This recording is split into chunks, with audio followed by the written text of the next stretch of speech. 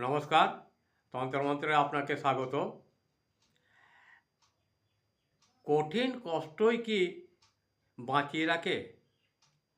এত কষ্ট করার পরেও কেন ঈশ্বর তোমাকে বাঁচিয়ে রেখেছেন? জীবনে আমরা অনেক সময় ভাবি ঈশ্বর আমাদের কথা শুনছেন না, আমাদের কষ্ট দেখছেন না।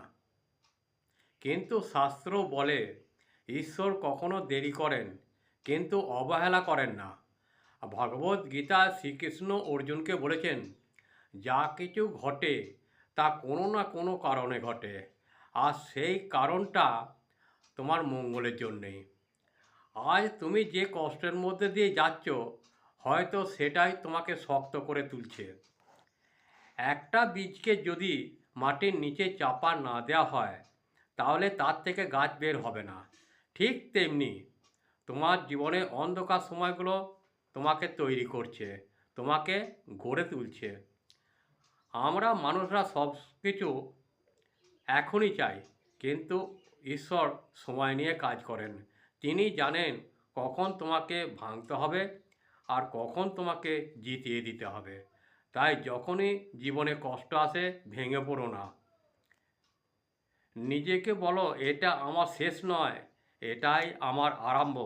কারণ শাস্ত্র বলে যে ব্যক্তি ধৈর্য ধরে বিশ্বাস রাখে, ঈশ্বর তাকে কখনোই খালি হাতে ফিরিয়ে দেন না। তাই আজ থেকে অভিযোগ নয়, বিশ্বাস রাখুন, কারণ আপনি একা নন। ঈশ্বর সবসময় তোমার সাথে আছেন।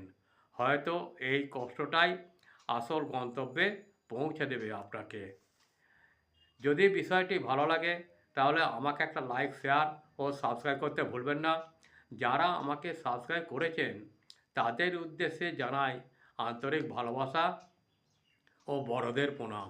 এইভাবেই আমার পাশে থেকে সাহায্যের হাত বাড়িয়ে দিন, কারণ আমি কোনো টাকা পয়সা পাই না। অনেক বইপত্র কিনতে হয় ও বহু সময় ব্যয় করতে হয়। আপনাদের একটি সাবস্ক্রাইব আমাকে একটু আলো দিশা দেখাতে পারে। তাই অনুরোধ, সাহায্যের হাত বাড়িয়ে দিন।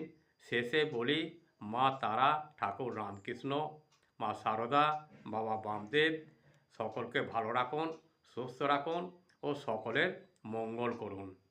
নমস্কার, ভালো থাকবেন, ভালো রাখবেন।